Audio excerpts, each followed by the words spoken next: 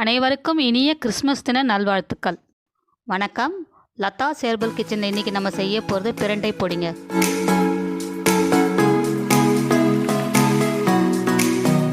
பிரண்டை பொடி செய்ய தேவையான பொருட்கள்: பிரண்டை நார் உரித்து எடுத்தது 1 கப், காய்ந்த மிளகாய் 20, பிரண்டை இலை 1 கைப்பிடி, கறிவேப்பிலை 1 கைப்பிடி, மோர் மிளகாய் 4, உளுத்தம்பருப்பு 50 கிராம், கடலைப்பருப்பு 50 கிராம், புழுங்கல் அரிசி 50 கிராம், நல்லெண்ணெய் 2 டேபிள் ஸ்பூன், மிளகு 1 டேபிள் ஸ்பூன், சீரகம் 1 டேபிள் ஸ்பூன், வெள்ளை எள்ளு 1 டேபிள் ஸ்பூன், வெந்தயம் 1 டேபிள் ஸ்பூன், பெருங்காயம் அரை டீஸ்பூன், சால்ட் உப்பு அரை டீஸ்பூன், பூண்டு உரித்து இடித்தது 10 பல்லு, புளி 2 பிடி. பிரண்டை எப்படி க்ளீன் பண்ணுற வீடியோ ஏற்கனவே நான் பிரண்டை குஸ்காவில் கொடுத்துக்கோங்க. இது ஐ பட்டன்லேயும் டிஸ்கிரிப்ஷனில் இருக்கும், நீங்கள் போய் பார்த்துக்கலாம். அடுப்பை பற்ற வச்சுக்கலாங்க. இப்போது முதல்ல நம்ம எண்ணெய் போடாமல் என்னெல்லாம் வறுக்கிறோமோ அதை முதல்ல பார்த்துக்கோங்க. இது கடலைப்பருப்பு, இது நல்லா வறுக்கிறோம். பார்த்தீங்களா, நல்லா ட்ரையாக கோல்டன் கலர் வர மாதிரி நல்லா பொன்முறையாக வறுத்துனாங்க. இப்போ இதை எடுத்து கொட்டிக்கிறோம். இதே மாதிரி இதுக்கு அடுத்தது உளுத்தம்பருப்பு போடுறோம். இதே நல்லா பொன்முறையாக வறுக்கிறோம். பார்த்தீங்களா, உளுத்தம்பருப்பும் நல்லா கோல்டன் ப்ரௌன் ஆகிடுச்சு இல்லைங்களா. இப்போ இதே எடுத்து நம்ம பிளேட்டில் கொட்டிக்கலாங்க. இப்போது புழுங்கல் அரிசி இது போட்டு வறுக்க போகிறோம் பொன்முறையில். பார்த்தீங்களா, அரிசி நல்லா படப்படன்னு பொரிஞ்சிச்சிங்களா. இதை நம்ம ஒரு பவுலில் கொட்டிக்கலாங்க. இப்போது நம்ம எடுத்து வச்சுருக்கோம் இல்லைங்களா, மிளகு, சீரகம், வெந்தயம், எள்ளு, இது எல்லாத்தையும் ஒன்றா போட்டு வறுத்துறோம். நல்லா பொரிஞ்சிச்சிங்களா. இதையும் அதே பவுலில் கொட்டிக்கலாங்க. காஞ்ச மிளகாய் இதை வறுத்துக்கலாம். லேசாக ஒரு வறுத்தா போதும். பார்த்தீங்களா, நல்லா மிளகாய் வறுபட்டுருச்சு. இப்போ இதை எடுத்து கொட்டிக்கலாங்க.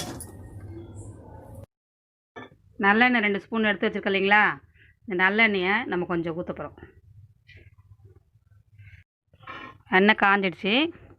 முதல்ல பூண்டு எடுத்து வச்சுருக்கோம், நசுக்கி தோல் உரிச்சு, இதை நம்ம வறுத்து போகிறோம்.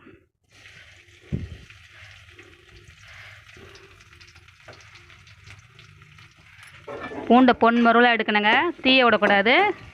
கோல்டன் ஃப்ரை ஆனதை ஆஃப் பண்ணிடணும். பார்த்தீங்களா, நல்லா பூண்டு கோல்டன் கலரில் பொரிஞ்சு வந்துச்சா. இப்போ இதை எடுத்துடலாம் நம்ம. இப்போ நம்ம இந்த மோர் மிளகாவை 4 மிளகா எடுத்து வச்சுருக்கோம்.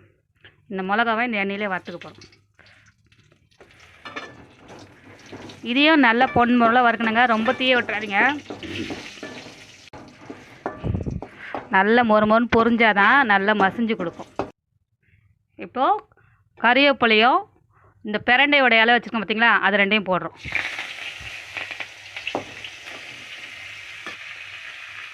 இதையே நல்லா வறுத்துறோங்க.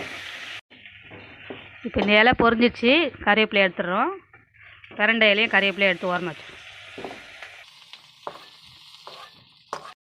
கடைசியாக இப்போ இருக்கிற எண்ணெயில் இந்த பிரண்டை எடுத்து வச்சுருக்கோம் இல்லைங்களா, தோல் சீவி நார் எடுத்து கழுவி கட் பண்ணி வச்சுருக்கோம், இதை வதக்கும்.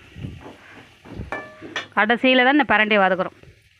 நல்லா வதக்கணும், கலர் மாறுற அளவுக்கு.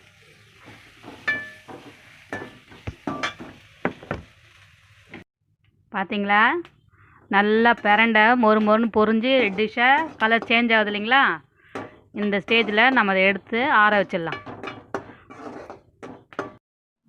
முதல்ல மிக்ஸி ஜாரில் காஞ்ச மிளகா வறுத்து வச்சுருக்கோம் இல்லைங்களா, அது போடுறோம். அடுத்தது இந்த பூண்டு பொரித்து வச்சுருக்கோம் இல்லைங்களா, அது போடுறோம். மோர் மிளகா வறுத்து வச்சுருக்கோம், அது போடுறோம். இது கூட இந்த அரிசி வறுத்து வச்சுருக்கோம் இல்லைங்களா, புழுங்கல் அரிசி, மிளகு, சீரகம், வெந்தயம், எள்ளு, இந்த வறுத்த கலவையை அதில் போடுறோம். இதை முதல்ல பொடியாக நைஸாக எடுத்துகிட்டு வரோம். வறுத்து பொடி பண்ணி வச்சுருக்கோம் இல்லைங்களா, இது கூட தான் நம்ம இந்த பிரண்டை இலை, கறிவேப்பிலை, இந்த பிரண்டை வறுத்தது போட போகிறோம்.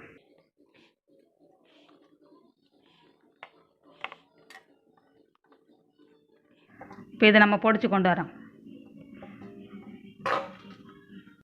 பார்த்தீங்களா, பிரண்டையும் அந்த பிரண்டை இலை, கறிவேப்பிலை போட்டு பொடி பண்ணியிருக்கோம். கடைசியில் தான் நம்ம பருப்பு போடணும்.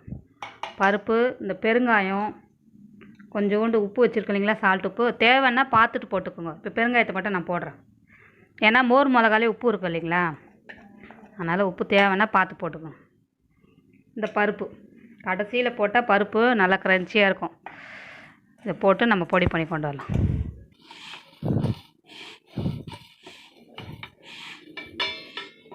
கொண்டு வரங்க. பருப்பு போட்டு அரைச்சதுக்கப்புறமா கடைசியாக இந்த அளவுக்கு புளி கொட்டையெல்லாம் எடுத்து வச்சுருக்கோம். இதை வந்து இந்த இதோடு சேர்த்து ஒரு சுற்றி எடுத்துகிட்டு வரணுங்க. பார்த்தீங்களா, நல்லா நைஸாக பொடி பண்ணியிருக்கேன்.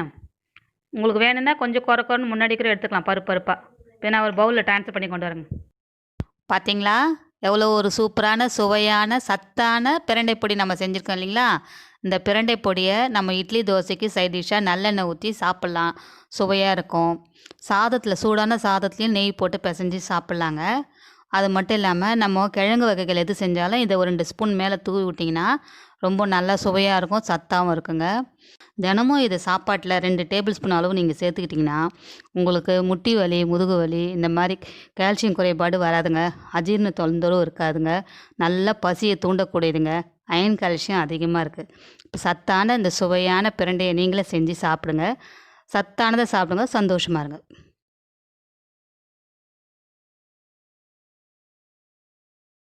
இந்த வீடியோ உங்களுக்கு பிடிச்சிருந்தால் லைக் பண்ணுங்கள், ஷேர் பண்ணுங்கள், கமெண்ட்ஸ் பண்ணுங்கள்.